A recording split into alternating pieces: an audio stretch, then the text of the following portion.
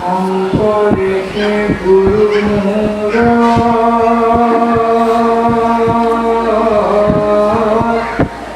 প্ৰিয়তম অৰ্চনা হৰি শংকৰৰ বিনে নাহি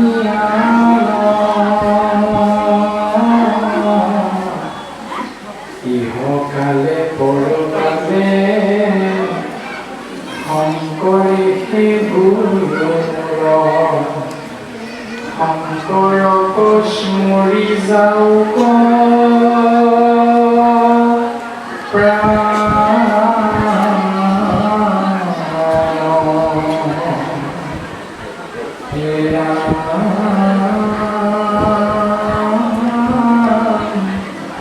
শংকৰক স্মৰি যাওক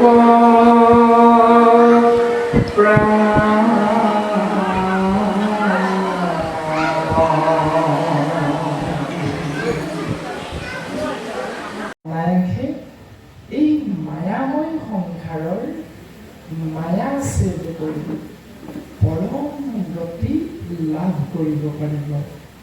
এতিয়া চিন্তাটো আপুনি মই জীৱৰ ভিতৰত শ্ৰেষ্ঠ বুলি ভাবি থকা মনুষ্যই কথাখিনি নিজে নিজে চিন্তা কৰিব লাগিব। শাস্ত্ৰসন্মতে মহাজন হ'ব বিচাৰোঁ নে তথাকথিত বাস্তৱসন্মত এই মায়াময় পৃথিৱীখনৰ মায়াৰ মাজত থাকি মায়াক আশ্ৰয় কৰি মিছা মহাজন হ'ব বিচাৰোঁ। এই চিন্তাটো আপোনাৰ নিজৰ নিজৰ, কিয়নো শাস্ত্ৰই কাকো দাবী ধমকি দিয়া নাই। দুজনা গুৰুৱেও কোনো শিষ্যকে বাধ্য কৰোৱা নাই যে আমি কৈ যোৱা এই কথাখিনি তোমাৰ হওক। মনুষ্য নামৰ জীৱই সৰ্বতো প্ৰকাৰে পালন কৰিব লাগিবই বুলি জানি বুজি লৈ আপুনি মই নিজে নিজে শাস্ত্ৰসন্মত মাৰ্গ আচৰণ কৰি নামক আশ্ৰয় কৰি পৰম গতি বিচাৰি নে নামক আশ্ৰয় নকৰি অধোগতি বিচাৰি। অৰ্থাৎ সেই জীৱ নাম ললে তৰিবা নললে কি।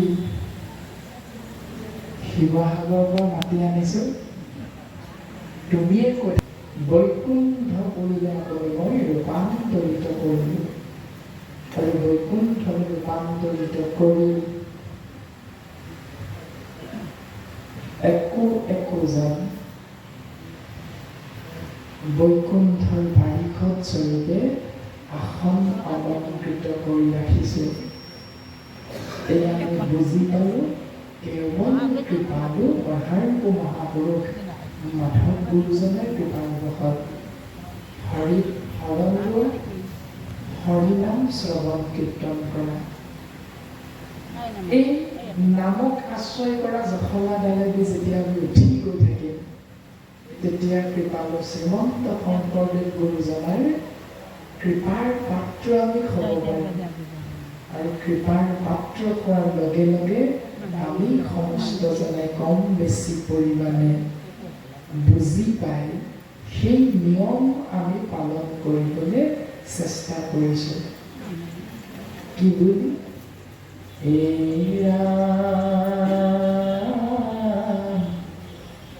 মোৰ ইষ্ট দেৱ যাদৱ সেৱা কৰিবাৰ নামে উপায়। মোৰ ইষ্ট দেৱ যাদৱ সেৱা কৰিবাৰ নাম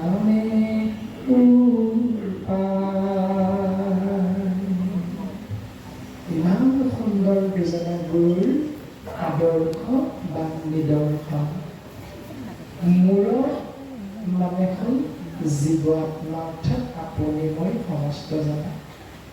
ইষ্ট দেৱ মানে ভজনীয় দেৱ, উপাস্য তত্ত্ব হ'ল যাদৱ বৰ্ণাই, যদুকুলৰ ৰজা শিৰোমণি কোন? দৈৱকী নন্দন কৃষ্ণ।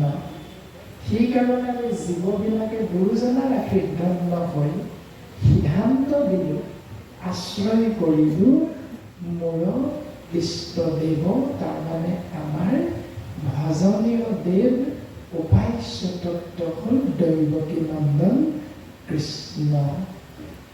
সেৱা কৰিবাৰ দ্বাৰা আমি জীৱশ্ৰেষ্ঠ মনুষ্যই নিবিচৰা কোনোবা এজন মানুহ আজি অনুষ্ঠান ভাগিত উপবিষ্ট হৈ আছো নেকি? ভগৱন্তক নিবিচৰা কোনোবা জীৱ আছো নেকি? আমি কোনো নাই, সকলোৱে বিচাৰে। এতিয়া সকলোৱে বিচাৰো বুলি চিন্তাটো কৰোঁ, বুজি পালো। এতিয়া যদি আকৌ চিন্তা কৰোঁ, কেতিয়া বিচাৰো? ৰাতিপুৱা, দুপৰীয়া, গধূলি মানে ৰাতি, কেতিয়া বিচাৰো? এইবুলি সকলো সময়তে পাইছোনে নাই পোৱা? যদিহে পাইছো, পোৱাৰ মাৰ্গটো ইতিমধ্যে সিদ্ধান্ত দি গ'ল।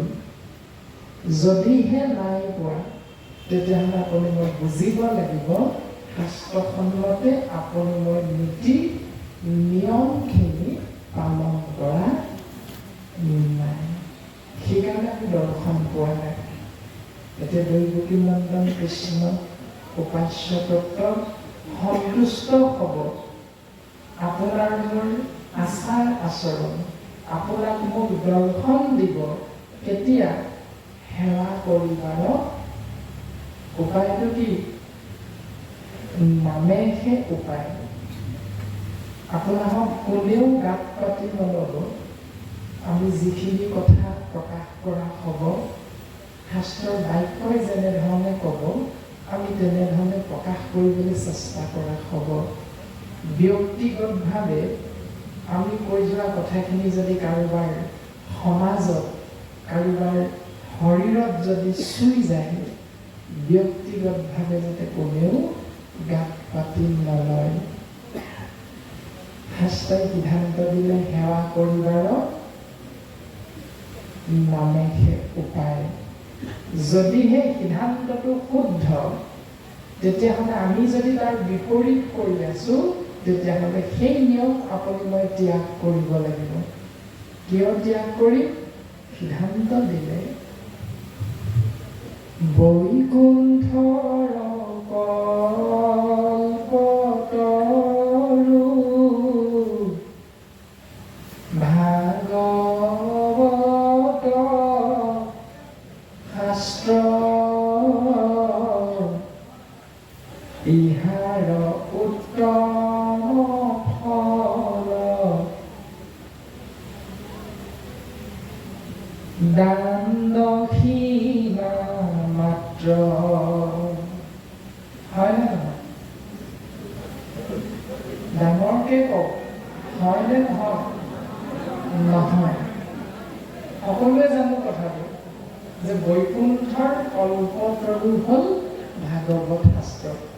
এতিয়া ভাগৱত শাস্ত্ৰ ভাগিলে আপুনি মই আজি শ্ৰৱণ কৰিম, কীৰ্তন কৰিম, এই বস্তু ভাগি স্বৰ্গৰ বস্তু বুলি ক'লে নেকি? নাই কোৱা। মৰ্তৰ বস্তু বুলি ক'লে নেকি? নাই কোৱা। পাতালৰ শাস্ত্ৰ বুলি ক'লে নেকি? নাই কোৱা। ত্ৰৈলোক্য মানে স্বৰ্গ মৰ্ত পাতালৰ বস্তু নহয়, এই ভাগি স্বয়ং বৈকুণ্ঠৰ শাস্ত্ৰ, বৈকুণ্ঠৰ কল্পতৰু ভাগৱত শাস্ত্ৰ। ইহাৰ উত্তম ফল, ইয়াৰ উত্তম ফলটো হ'ল দান দক্ষিণা মাত্ৰ। এইবুলি নাই কোৱা। যদিহে নাই কোৱা, তেতিয়াহ'লে আপুনি মই ঈশ্বৰক বিচাৰি দান দক্ষিণা কৰিছো নেকি? যদি কৰিছো, সেইকাৰণে ঈশ্বৰক দৰ্শন পোৱা নাই। ইহাৰ উত্তম ফল পূজা পাতল মাত্ৰ এই বুলি ক'লে নেকি? নাই কোৱা। যদিহে আপুনি মই পূজা পাতল আশ্ৰয় কৰিছোঁ, তেতিয়াহ'লে ঈশ্বৰৰ কৃপা আপুনি মই লাভ কৰিব পৰা নাই। ইহাৰ উত্তম ফল যাগ যজ্ঞ মাত্ৰ এই বুলি ক'লে নেকি? নাই কোৱা। যদিহে এই নিয়মটো আপুনি মই পালন কৰি আছোঁ, ভগৱন্ত পাম পাম পাম বুলি, ভগৱন্তৰ কৃপা ধন্য হম হম হম বুলি। আমি যে কৃপা ধন্য নাই হোৱা, ভগৱন্তক যে দৰ্শন নাই পোৱা, তাৰমানে আপুনি মই মুখেৰে যি কৈছোঁ শৰীৰে তাক পালন কৰা নাই। দুই পথত আপুনি মই ভৰিতে আছে।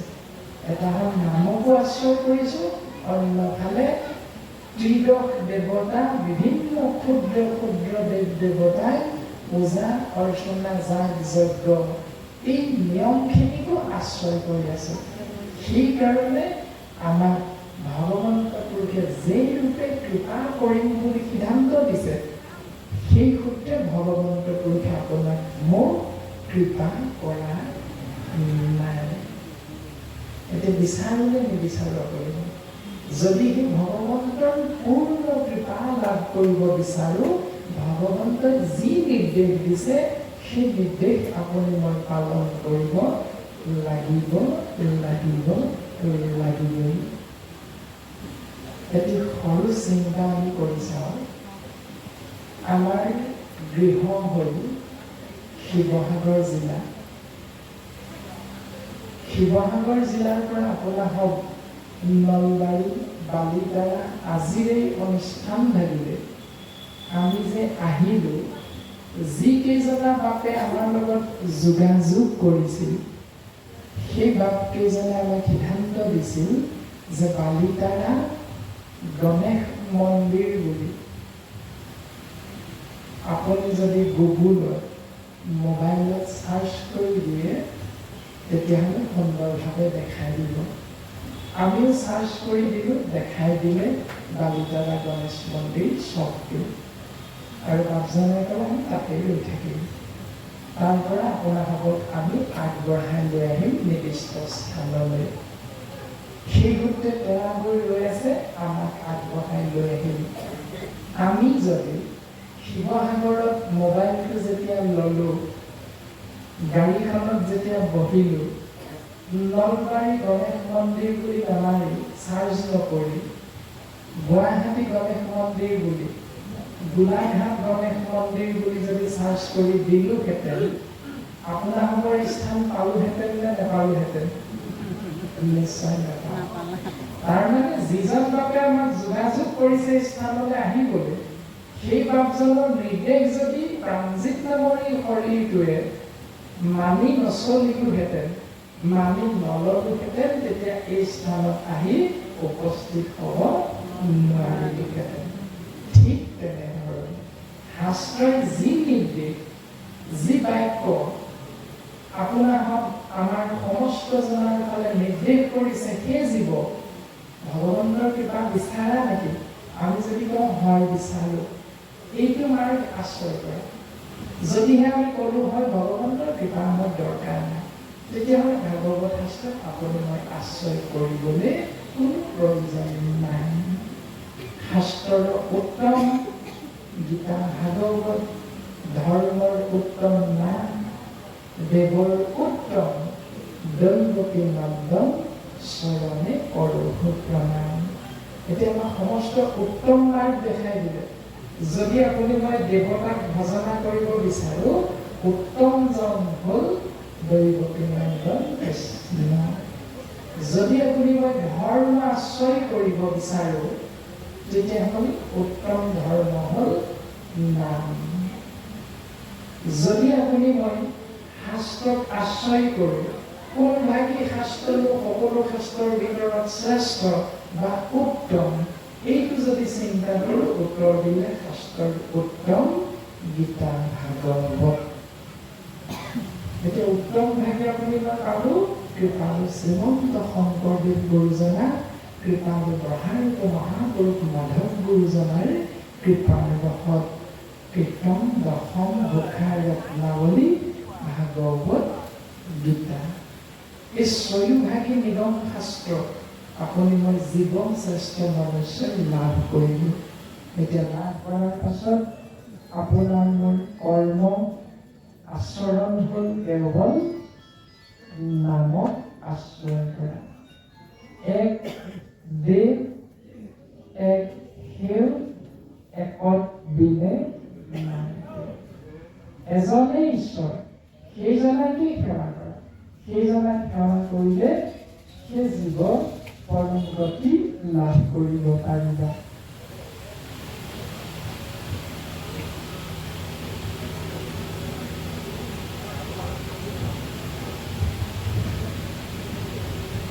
এয়া হ'ল আৰম্ভণি আপোনাহক মহামহন্ত চৰণ পংকজত গুৰু দেৱ নাম আৰু ভকতৰ আংশিক পৰিচয়।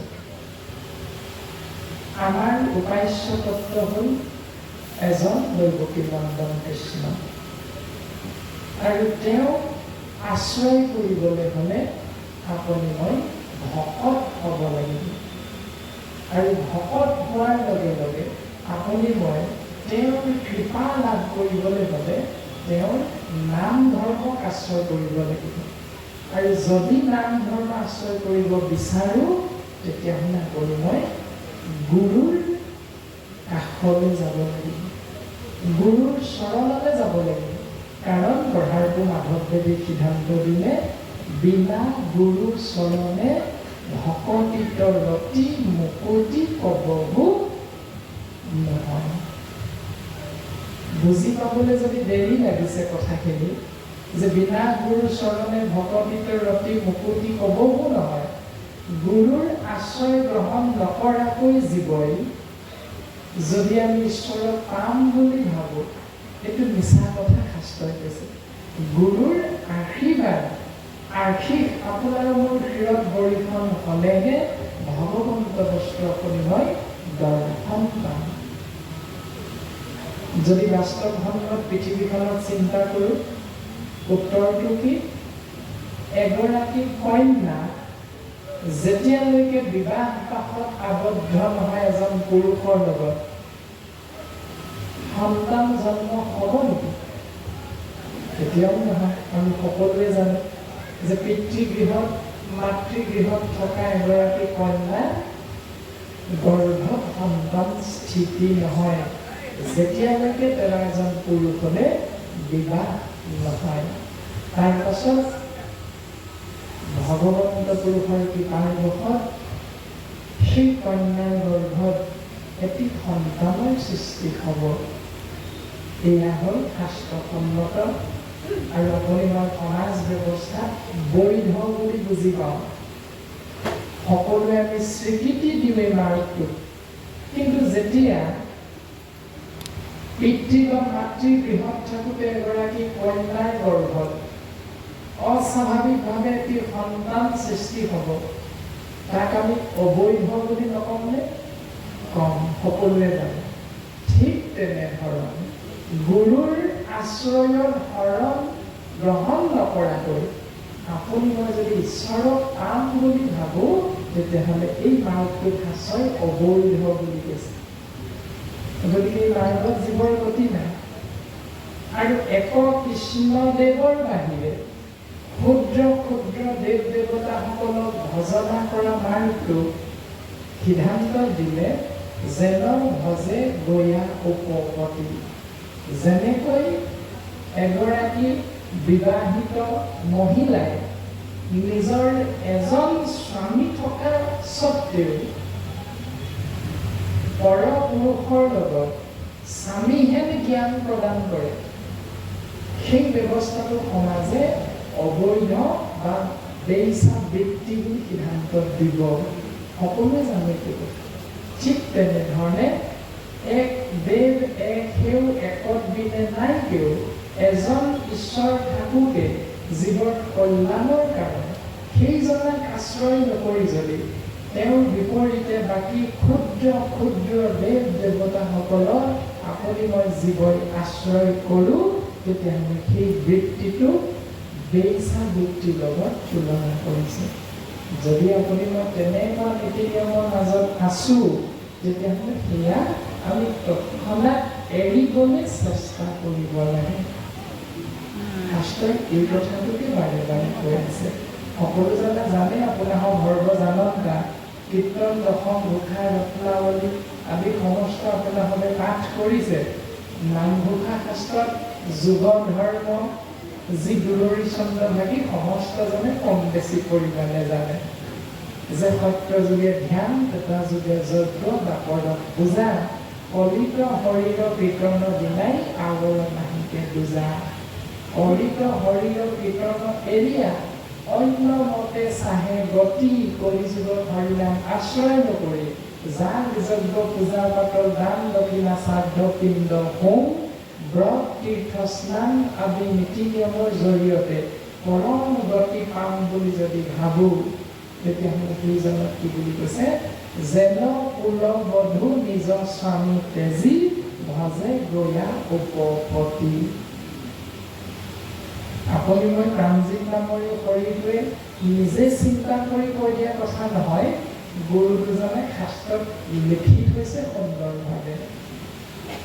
সেইকাৰণেহে বাক্যশাৰীয়ে কি বুজাব বিচাৰিছে সেই কথাটোহে আমি আপোনালোকৰ অগ্ৰত প্ৰকাশ কৰিবলৈ চেষ্টা কৰা হৈছে। সিদ্ধান্ত দিলে পৰশ্বৰ এইৰাম হৰি বিনে চন্ত যতে দেৱ আপোনাক ৰাখিবাক নোৱাৰন্ত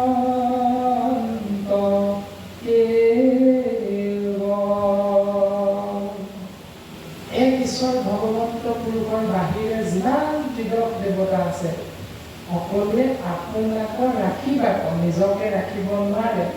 নোৱাৰন্ত কেৱ, কোনেও নিজক ৰাখিব নোৱাৰে কালৰ সোঁতৰ পৰা।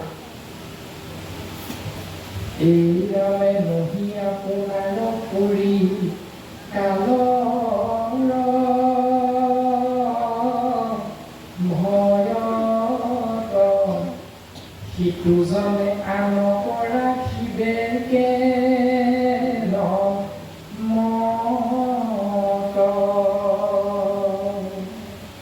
নিজকটো ৰাখিব নোৱাৰে আনহে নালাগে। নিজে যি স্থানত বাস কৰি আছে সেই বসবাস কৰা নিজৰ পুৰি মানে নিজৰ স্থান, সেই স্থান দুখৰকো কালৰ হাতৰ পৰা ৰাখিব নোৱাৰে। সেইকাৰণে আপোনালোকে চিন্তা কৰিব লাগিব যে এক শৰণীয়া হয়নে নহয়। যদি এক শৰণীয়া হয়, ঈশ্বৰে পূৰ্ণ কৃপা বৰ্ষণ কৰিব।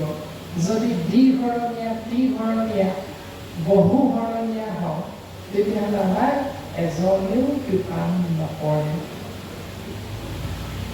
শ্ৰীমন্ত শংকৰদেৱ সংঘ একশৰণ মহাপুৰুষীয়া সত্ৰ সমাজ, ভাগৱতী সমাজ, বামুণীয়া সমাজ, অনাসংগী সমাজ আদি বিভিন্ন সমাজ অসমত আছে, আমি সকলোৱে জানো। প্ৰত্যেক সমাজৰ বাপ আই ভকত বৈষ্ণৱ আজি অনুষ্ঠান ভাগিত আছে, হয়নে? আছো। কিয় আছো? উত্তৰ এটাই, আমি ঈশ্বৰৰ নাম ভকতৰ সংগ লাভ কৰি যি ভাগি শাস্ত্ৰসন্মত হয়। এই কথাটো আমি বুজি পালোঁ। বুজি পোৱাৰ লগে লগে আমাক যদি প্ৰত্যেকেই ইজনে সিজনৰ ফালে চাই আমি সোধা যায়, বা সমস্ত আই সমস্ত ও আমাৰ এখন সমস্ত জনাৰে গুৰু কোন? এই বুলি সুধিলে উত্তৰ কি হ'ব? কি বুলি ক'ম? আমাৰ গুৰু মহাপুৰুষ শ্ৰীমন্ত শংকৰদেৱ। কোনোবাই নকম নেকি এই বুলি? সকলোৱে ক'ম আমাৰ গুৰু শ্ৰীমন্ত শংকৰদেৱ। যদি ওলোটাই সোধা যায় শ্ৰীমন্ত শংকৰদেৱ তোমাৰ খবৰ কি হয় হে? উত্তৰটো কি হ'ব? আমাৰ বৰ দেউতা এই বুলি কম নেকি? নকওঁ। আমাৰ খুৰাদেউ বুলি কম নেকি? নকওঁ। নাতিসকলে আমাৰ দৌতি আছিল বুলি কম নেকি? নকওঁ। আজু ককা ককা দেউতা বুলি কোনোবাই কম নেকি? নকওঁ। শ্ৰীমন্ত শংকৰদেৱেই হ'ল আমাৰ পৰম গুৰু। তেনেকে ক'লে নহ'ব নহয়, বোলে প্ৰমাণ দিব লাগিব। মই কিয় নোৱাৰিম প্ৰমাণ দিব? পাৰিম। দিয়াচোন প্ৰমাণ কেনেকে দিয়া? উত্তৰ হ'ল তাহান্ত বিলাই নাই নাই নাই আমাৰ পৰম গুৰু। সেইজনৰ অবিহনে আমাৰ পৰম গুৰু দ্বিতীয় এজন নাই। কেইবাৰ ভকত খালো? 3 বাৰ। কি বুলি? নাই নাই নাই। 3 বাৰ ভকত খাইছে। সেইজনৰ বাহিৰে দ্বিতীয় এজন পৰম গুৰু আমাৰ নাই। আমি কেনেকৈ হ'ব লাগিব? আমাৰ গুৰু শ্ৰীমন্ত শংকৰদেৱ। আমি কি হ'ব লাগিব? ঘোষা জোকাৰ আদিতে সিদ্ধান্ত দিলে শ্ৰীমন্ত শংকৰ হৰি ভকতৰ। শ্ৰীমন্ত শংকৰদেৱ সেইসকল ভকতৰহে গুৰু যিসকল কেৱল হৰি ভকত। যদি আমি কেনেবাকৈ হৰি ভকত নহৈ বাকী ক্ষুদ্ৰ ক্ষুদ্ৰ দেৱ দেৱতাসকলৰ ভকত হৈছো, তেতিয়াহ'লে শংকৰদেৱ আমাৰ পৰম গুৰু নহয়। সেইকাৰণে আমি প্ৰথম চিন্তা কৰিব লাগিব যে আমি এক শৰণীয়া হয় নে নহয়, আমি হৰি ভকত হয় নে নহয়।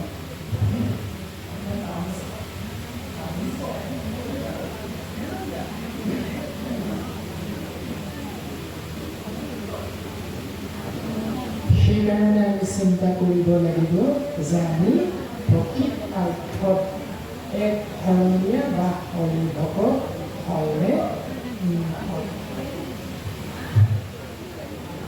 কৃষ্ণ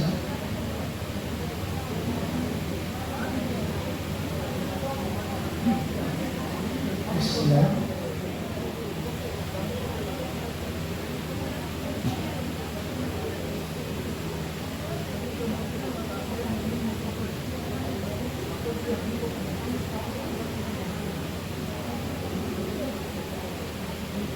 সমস্ত জনা পৰম বৈষ্ণৱৰ চৰণ পংকজ পুনশ্চবাৰ ভক্তি ভৰা সেৱা আৰু শ্ৰদ্ধা নিবেদন কৰা হৈছে। আমাৰ নিজৰ বুলিবলৈ একো নাই, সমস্তখিনি আপোনাৰ মহামহন্তৰ আদেশ আমি মহামূৰ্খমতীয়ে আশীৰ্বাদ হিচাপে শিৰোগত কৰি আপোনাসৱে নিৰ্ধাৰণ কৰি দিয়া এই আসনত উপবিষ্ট হৈ অমৃতময় কৃষ্ণ নাম মহাভাগৱত কথা প্ৰকাশ কৰিবলৈ চেষ্টা কৰা হৈছে। এতিয়া আপোনাসৱ বহি আছে তলত নিম্ন আসনত, আমাক বহুৱাই দিলে উচ্চ আসনত। আমি উদ্যোক্তা মণ্ডলী বা সমস্তক জনাইছিলোঁ যে আমি সিমানৰ পাত্ৰ নহয়, আমাকো নিম্নতে আসন দিলে আমি নথৈ আনন্দিত হ'ম।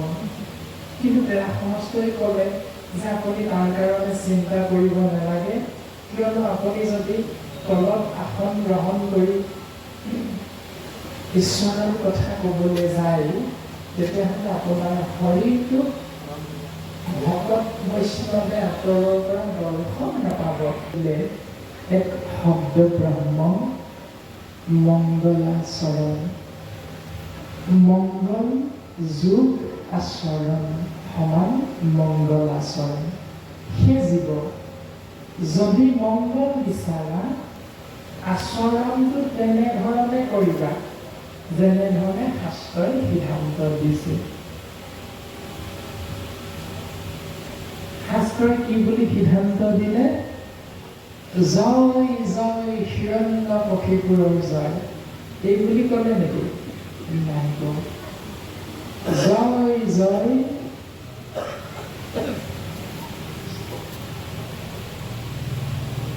দুৰ্গা মাতাৰ জয় এই বুলি ক'লে নেকি? নাই কোৱা। জয় জয় গণেশ বাবাৰ জয় এই বুলি ক'লে নেকি? নাই কোৱা। ইমান সুন্দৰভাৱে পদচন্দই সিদ্ধান্ত দিলে, ও জয় জয় কৃষ্ণ কৃপাময় মহেশ্বৰ যাৰ আজ্ঞা শিৰে বহে ব্ৰহ্মা হৰি হৰ। এজন ঈশ্বৰৰ জয় জয়কাৰী ঘোষণা কৰিলে, সেই ঈশ্বৰজনাৰ নাম কি? কৃষ্ণ। জয় জয় কৃষ্ণদেৱৰ জয়। সেইজনা ঈশ্বৰ কৃষ্ণ কেনেকুৱা? কৃপাময়, কৃপাৰ সাগৰ, দয়াময়, দয়াৰ সাগৰ, কৰুণাময়, কৰুণাৰ সাগৰ। দুইজনে সিদ্ধান্ত দিলে কেনেধৰণে? ৰাম কৰোণাময়, ৰাম কৰোণাময়, কৰিও কৃপা যেন উচ্চিত হয়। কৰুণাময় ৰাম কৰুণাময় কৰিও কৃপা হে প্ৰভু ৰাম তুমি আমাৰ কৃপা কৰা। কেনেকুৱা কৃপা কৰিবা? তুমি যেনেকুৱা কৃপাৰ পাত্ৰ বুলি আমাক ভাবিছা, তুমি তেনে কৃপা আমাক কৰা। যদি 100% পূৰ্ণ কৃপা তুমি আমাক বৰ্ষণ কৰিব লাগে বুলি ভাবিছা, সিমান পাত্ৰ কৰি দিয়া। যদি ভাবিছা 5% মানে কৃপা আমাক দিবৰ যোগ্য, তেতিয়াহ'লে তুমি আমাক সিমান কৃপাই কৰা প্ৰভু। কৰুণাময় ৰাম কৰুণাময় কৰিও কৃপা যেন উচ্চিত হয়। এতিয়া সেইজন কৃষ্ণ জীৱৰ ভজনীয় দেৱ, কৃপাময়, কৃপাৰ সাগৰ। আৰু কি? মহেশ্বৰ বুলি কৈছে। মহেশ্বৰ মানে মহা যোগ ঈশ্বৰ সমান মহেশ্বৰ। এতিয়া মহাযোগ ঈশ্বৰ বুলি কোৱাৰ লগে লগে সমান মহেশ্বৰ হৈ গ'ল কিয়? এই বুলি যদি চিন্তা কৰোঁ, আমি বিদ্যালয়ত যে সমস্তজনাই পঢ়িছিলোঁ ব্যাকৰণ নামৰ এভাগ পুথি, সেই ব্যাকৰণ পুথিভাগিত উল্লেখ আছে সন্ধি নামৰ এক শব্দ ব্ৰহ্ম। সন্ধি পাতা আৰু ভাঙা, সন্ধি ভাঙা আৰু পাতা। এতিয়া সন্ধি ভাঙিও থৈছে, পাতিও থৈছে। সন্ধি ভাঙি থৈছে কি বুলি? আ যোগ দীৰ্ঘই সমান এ, এই বুলি সন্ধি সুন্দৰকে ভাঙি থৈছে আৰু পাতি থৈছে ব্যাকৰণত। এতিয়া আমি শব্দ ব্ৰহ্ম ভাগি পালো মহেশ্বৰ, সন্ধি ভাঙি চালো মহা যোগ ঈশ্বৰ সমান কি হ'ব এতিয়া? এই বুলি চিন্তা কৰি থাকোঁতে থাকোঁতে ব্যাকৰণ পুথি ভাগিলে মনত পেলাই উত্তৰটো মনলৈ আহি গ'ল। আ যোগ দীৰ্ঘই সমান এ আছিল দেখোন। এতিয়া আটোনো ক'ত আছে ইয়াত? মহা শব্দ ব্ৰহ্মৰ অন্ত্যাক্ষৰ মানে শেষৰ বৰ্ণটো হ'ল আ। যোগ ঈশ্বৰ, দ্বিতীয় শব্দ ব্ৰহ্ম হ'ল ঈশ্বৰ। সেই ঈশ্বৰ শব্দ ব্ৰহ্মৰ আদ্যাক্ষৰ মানে প্ৰথম বৰ্ণটো হ'ল দীৰ্ঘই। এতিয়া সন্ধি ভাঙি থৈছিল নহয়, আ যোগ দীৰ্ঘই পাতি দিলে সমান এ। সেই সূত্ৰমতে আমি বুজি পালো মহা যোগ ঈশ্বৰ সমান মহীশ্বৰ নহ'ল, মহাযোগ ঈশ্বৰ সমান মহাশ্বৰ নহ'ল, হ'ল মহাযোগ ঈশ্বৰ সমান মহেশ্বৰ। যাৰাতকৈ মানে যিজনাতকৈ শ্ৰেষ্ঠতম দ্বিতীয় এজন ঈশ্বৰ আৰু নাই। এতিয়া সেইজনা পূৰ্ণ ব্ৰহ্ম পৰম ব্ৰহ্ম ঈশ্বৰ কৃষ্ণদেৱ নিৰ্গুণ নিৰাকাৰ তত্ত্ব। সেই তত্ত্বই সগুণ সাকাৰ ৰূপ ধৰিলে আৰু সগুণ সাকাৰ ৰূপ ধৰিবৰ বাবে তেৰাই সৰ্বপ্ৰথম তিনি গুণ সৃষ্টি কৰিলে। তিনি গুণৰ নাম হ'ল সত ৰজ তম। পঞ্চ তন্মাত্ৰৰ সৃষ্টি কৰিলে, পঞ্চভূত মাটি পানী বায়ু অগ্নি আৰু আকাশ। তাৰপাছত মহামায়া সৃষ্টি কৰিলে, যাক আপুনি মই প্ৰকৃতি বুলিও কোনোৱে বুজি পাওঁ, যাক আপুনি মই কোনোৱে যোগমায়া বুলি ক'লেও বুজি পাওঁ, আপুনি মই কোনোৱে দুৰ্গা বুলি ক'লেও বুজি পাওঁ, কালী ভদ্ৰা আদি বুলি ক'লেও স্বাভাৱিকতে আপুনি মই বুজি পাওঁ একেগৰাকী ভগৱন্ত পুৰুষে মহামায়া অৰ্থাৎ প্ৰকৃতিক সৃজন কৰিলে, প্ৰকৃতিক নিৰ্দেশ দিলে। তিনি গুণ পঞ্চ তন্মাত্ৰৰ আশ্ৰয় কৰি প্ৰকৃতিয়ে তিনি জীৱদেহৰ সৃষ্টি কৰিলে। যি তিনি জীৱদেহত পৰম ব্ৰহ্ম ঈশ্বৰ পুৰুষ আহি নিজে তিনি ভাগত বিভক্ত হৈ প্ৰৱেশ কৰি দিলে। পৰমাত্মা প্ৰৱেশ কৰি দিয়াৰ লগে লগে সেই তিনি জীৱদেহৰ নাম হ'ল ব্ৰহ্মা, বিষ্ণু আৰু হৰ। যি তিনিজনে পৰম ব্ৰহ্ম ঈশ্বৰ কৃষ্ণদেৱৰ আদেশ নিৰুগত কৰি সৃষ্টি স্থিতি আৰু প্ৰলয় সুচাৰুৰূপে এই তিনি কাৰ্য সম্পাদন কৰি আছে। সিদ্ধান্ত দিলে যাৰ আজ্ঞাশিৰে বহে ব্ৰহ্মা হৰি হৰ। এতেকে বুলি ভগৱান তিনিজন নেকি? কেতিয়াও নহয়। ভগৱান এজন, মানে পূৰ্ণ ব্ৰহ্ম এক, যাৰ নামকৰণ হ'ল কৃষ্ণ। এতিয়া কৃষ্ণ মানে হ'ল নিৰ্গুণ নিৰাকাৰ, শ্ৰীকৃষ্ণ মানে হ'ল সগুণ সাকাৰ, ৰাম মানে হ'ল নিৰ্গুণ নিৰাকাৰ, শ্ৰীৰাম মানে হ'ল সগুণ সাকাৰ, বিষ্ণু মানে হ'ল নিৰ্গুণ নিৰাকাৰ, শ্ৰী বিষ্ণু মানে হ'ল সগুণ সাকাৰ। আদি আদি ধৰণে নাম ব্ৰহ্ম প্ৰকাশমান হৈ আছে। আপুনি মই খেলি মেলি লাগিবলৈ কোনো প্ৰয়োজন নাই। শ্ৰী শব্দ ব্ৰহ্ম যেতিয়াই লগ লাগিব তেতিয়াই আমি বুজি পাম আপোনাৰ মোৰ নিচিনা এটি জীৱ দেহ বুলি বুজিব পাৰিম। কিন্তু সেই জীৱদেহ আপোনাক মোতকৈ অলপ উন্নত মানদণ্ডৰ, পাৰ্থক্যটো মাত্ৰ ইমানেই। কিন্তু যি কৃষ্ণ বুলি কওঁ সেয়া হ'ল নিৰ্গুণ, সেয়া হ'ল হৃদয়ৰ অনুভৱৰ বস্তু, যাক আপুনি মই অব্যক্ত ঈশ্বৰ হৰি কিমতে পূজিবা তাংক ব্যাপকত কিবা দিশৰ জন এটাৱন্ত মূৰ্তি শূন্য কেনমতে চিন্তিবা ৰাম বুলি শুদ্ধ কৰা মন,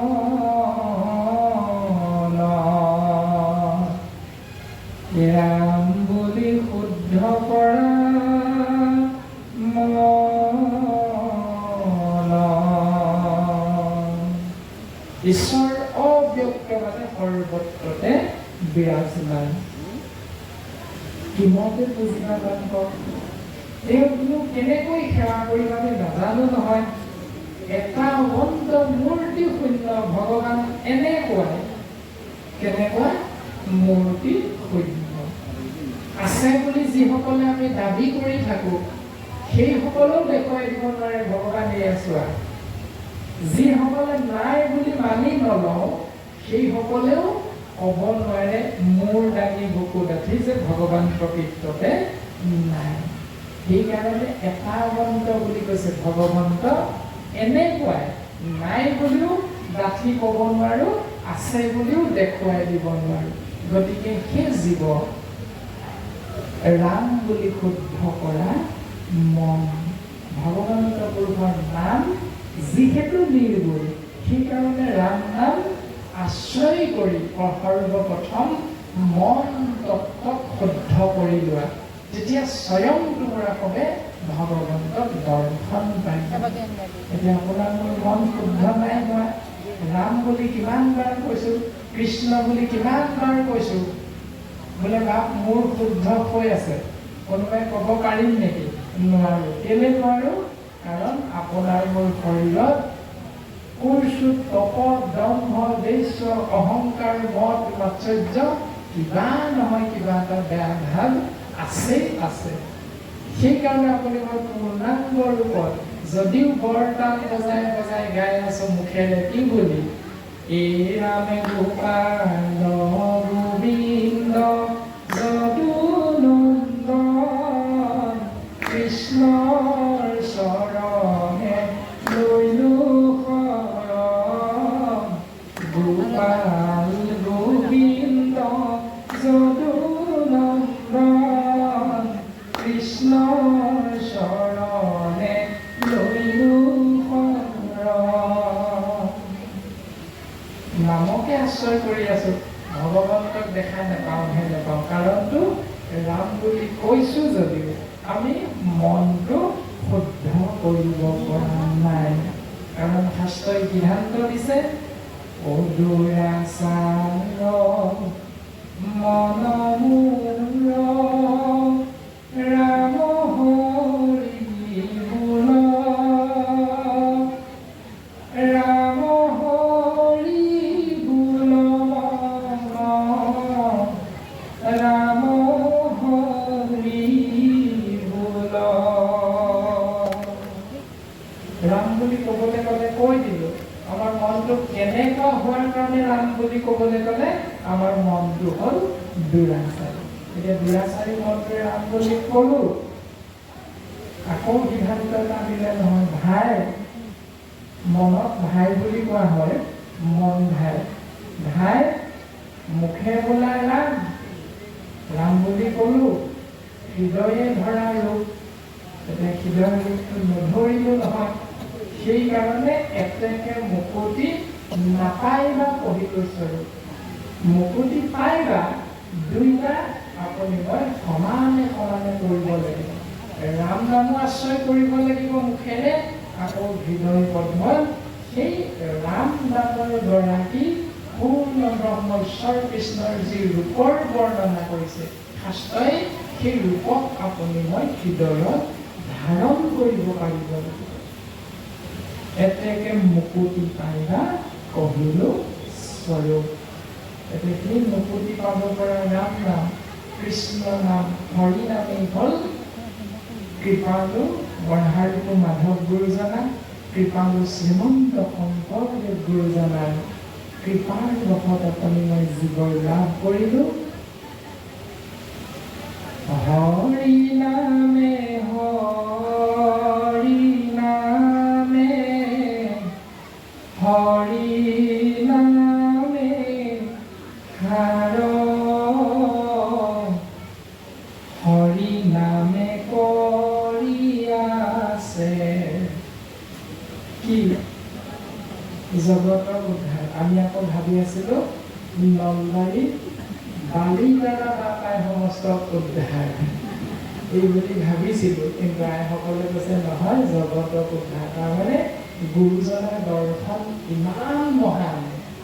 হৰি নামে কৰি আছে, মনুষ্যক উদ্ধাৰ বুলি নাই কোৱা। হৰি নামে কৰি আছে, অসমৰ মানুহখিনিক উদ্ধাৰ বুলি নাই কোৱা। হৰি নামে কৰি আছে, উৰণ বুৰণ গজন ভৱন চাৰিমুঠি জীৱ গোটেই বিশ্ব ব্ৰহ্মাণ্ড মহিতে আশ্ৰয় কৰিব পাৰিছো নে, এইটো আপোনাৰ নিজৰ নিজৰ চিন্তা। গুৰুজনাৰ শিষ্য হৈও কৰি যাব নোৱাৰিব পাৰো, অসমত জন্মগ্ৰহণ কৰি ভাৰতবৰ্ষত মনুষ্যতনু লাভ কৰিও তৰি যাব নোৱাৰিব পাৰোঁ। ইংলেণ্ডত পাকিস্তান আদি কৰি বিভিন্ন দেশত আপুনি মই জন্মগ্ৰহণ কৰিও তৰি যাব পাৰিম যদিহে ভাগৱত শাস্ত্ৰৰ শুদ্ধ মাৰ্গ আপুনি মই আচৰণ কৰিব পাৰোঁ। সেইকাৰণে গুৰুজনাই গাৰু মিচিং কছাৰী লালন চুতীয়া ভাই হৰি নাম ল'বলৈ জাতি ভেদ নাই। ভগৱন্তৰ নাম আশ্ৰয় কৰিবৰ বাবে মনুষ্য নামৰ জীৱকে সিদ্ধান্ত দিয়া নাই। আমাৰ সৌভাগ্য এইটোৱে, বাকী তিনি মুঠি জীৱই ধ্বনি প্ৰকাশ কৰে, আপুনি মই মনুষ্যই বাণী প্ৰকাশ কৰোঁ, মানে মুখেৰে কথা ক'ব পাৰোঁ। পাৰ্থক্য এইটো, যিটোৰ কাৰণে জীৱৰ ভিতৰত শ্ৰেষ্ঠ বুলি কৈছে। এতিয়া জীৱৰ ভিতৰত শ্ৰেষ্ঠ হৈ আপুনি মই সেই ভগৱন্তৰ নাম গুৰুজনাৰ কৃপাধন্যকৈ লাভ কৰাৰ পাছত শাস্ত্ৰৰ লগত নিমিলা নিকৃষ্ট কৰ্ম কৰি আছোঁ নেকি, এইটো বিশ্লেষণ কৰিব লাগে। কাৰণ ভাগৱত দৰ্শন সমাজকেন্দ্ৰিক নহয়, ভাগৱত দৰ্শন ব্যক্তিকেন্দ্ৰিক নহয়, ভাগৱত দৰ্শন হ'ল জীৱকেন্দ্ৰিক। জীৱক পৰম আত্মা ভগৱন্তক দৰ্শন কৰাই দিয়াই হ'ল ভাগৱতৰ একমাত্ৰ উদ্দেশ্য। গতিকে আপুনি মই যদি জীৱ আত্মা বুলি ভাবিব পাৰোঁ, তেতিয়াহ'লে আপুনি মই পৰম আত্মাৰ কাষলৈ যোৱাৰ একমাত্ৰ মাৰ্গ হ'ল হৰিনাম। যি নামক আশ্ৰয় কৰিলে জগত উদ্ধাৰ হৈ যাব। এতিয়া আপুনি মই লাগি আছোঁ ক'ত? উপাধিবিলাকত। আপুনি মই লাগি আছোঁ ক'ত? সমাজ ব্যৱস্থাত। আমাৰ সমাজ শংকৰ সংঘ, আমাৰ সমাজ একশৰণ মহাপুৰুষীয়া সত্ৰ সমাজ, ভাগৱত কীৰ্তন দশম ঘোষা ৰত্নাৱলী গীতা শাস্ত্ৰই ক'ৰবাত লিখি থৈ গ'ল নেকি? বা শ্ৰীমন্ত শংকৰদেৱ সংঘত এজন যদি ভকতৰ নাম তুমি তুলি ল'ব পাৰা, নিজৰ নামটো যদি এই অনুষ্ঠানৰ মাজত লিপিবদ্ধ কৰিব পাৰা, বোলে কোনে কোনে বৈকুণ্ঠলৈ জখলাদালত তোমাকে আনিব, আছে নেকি ক'ৰবাত? নাই।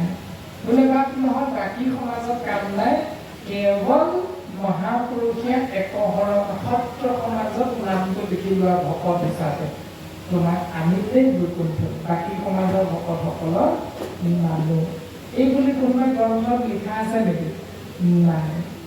সুন্দৰভাৱে সিদ্ধান্ত দিছে যে জীৱ নাম ল'লে তৰিবা, নল'লে মৰিবা। এতিয়া নাম ল'ব লাগিব কেনেকে? এক দেৱ এক দেৱ একত বিনে নাই দেৱ। তাৰমানে এক কৃষ্ণ দেৱ কৰিব সেৱ ধৰিও তাহানৰ নাম, কৃষ্ণ দাস হুয়া প্ৰসাদ ভুঞ্জিয়া হস্তে কৰা তান কাম। এইটো কৰিছিলে নাই কৰা, এইটো আমি নিজক বিশ্লেষণ কৰিব লাগে। এই নিগম শাস্ত্ৰৰ দৰ্শন আত্মবিশ্লেষণ কেনেকে বুজি পাম? বৰ্ধাৰূপ মাধৱ গুৰুজনে সিদ্ধান্ত দিছে, ভগৱন্ত ভক্তি যুক্ত পুৰুষৰ আত্মবোধ মাধৱৰ প্ৰসাদে নিলয় কৃষ্ণৰ কৃপাতে গুচয় সংসাৰ ভয়, এহি মানে গীতাৰ নিৰ্ণয়, ৰাম হি মানে গীতাৰ নিৰ্ণয়।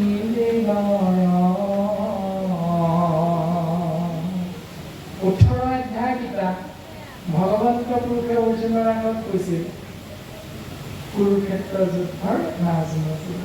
এই 18 অধ্যায় গীতাৰ মূল তত্ত্ব এইয়াই বহাৰূপ মাধৱ গুৰুজনে সিদ্ধান্ত দিলে, সেই জীৱ ভগৱন্তক বিচাৰিছা, শাস্ত্ৰই তিনিটি মাৰ্গ দৰ্শন কৰাইছে। এক হ'ল কৰ্ম মাৰ্গ, দুই হ'ল জ্ঞান মাৰ্গ, তিনি হ'ল ভক্তি মাৰ্গ।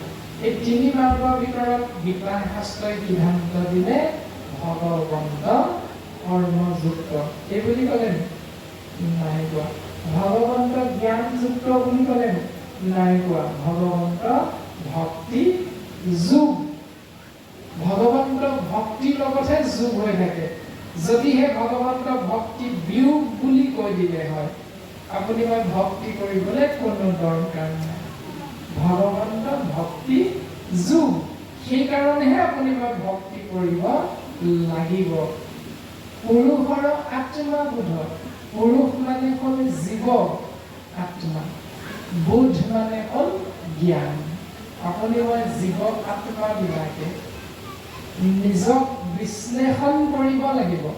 মুখেৰে কৈ থকা কথাখিনিৰ লগত আপোনাৰ শাৰীৰিক আচাৰ আচৰণ মিলিছে নাই।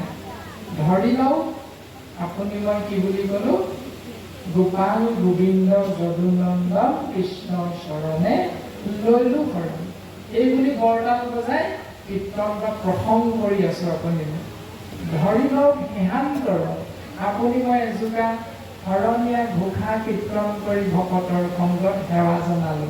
কি বুলি? মই দুৰাচাৰ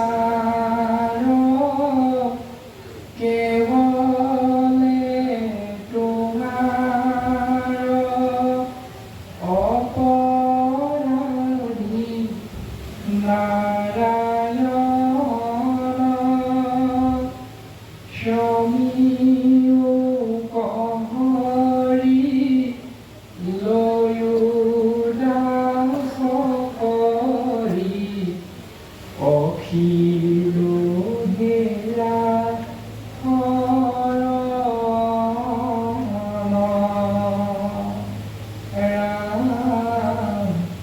অখিলো হেৰা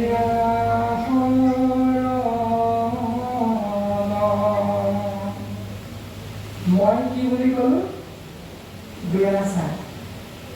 কাৰ অবিহনে? কেৱলে তোমাৰ। তুমি কোন? নাৰায়ণ, সেই প্ৰভু। মই কি? দুৰাচাৰ আৰু অপৰাধী। মই অপৰাধী আৰু দুৰাচাৰ তেতিয়া কেতিয়া? তুমি যেতিয়া মোক আশ্ৰয় নিদিয়া। তোমাৰ অবিহনে মই অপৰাধী আৰু দুৰাচাৰী। প্ৰভু তুমি মোক দাস বুলি গ্ৰহণ কৰা, কাৰণ মই তোমাৰ চৰণত তোমাৰ নামতে সত্যে সত্যে সত্যে শৰণে পকিছোঁ প্ৰভু, এইবুলি সেৱা নিবেদন কৰিব। তাৰ আগত বাপ সমষ্টৰ বৰতাল বজাই বজাই প্ৰসংগ কৰি আছে। এনে সন্মুখত কোন আছে? বিশ্বকৰ্মা দেৱৰ মূৰ্তি ভাগ আছে। সন্মুখত কোন আছে? দুৰ্গা মাতা আছে। সন্মুখত কোন আছে? গণেশ বাবা আছে। এতিয়া আপুনি মই মুখেৰে কৈ থকা কথাখিনিৰ লগত সন্মুখত থকা ঈশ্বৰজনৰ সংগতিটো আছে নাই? নিশ্চয় নাই।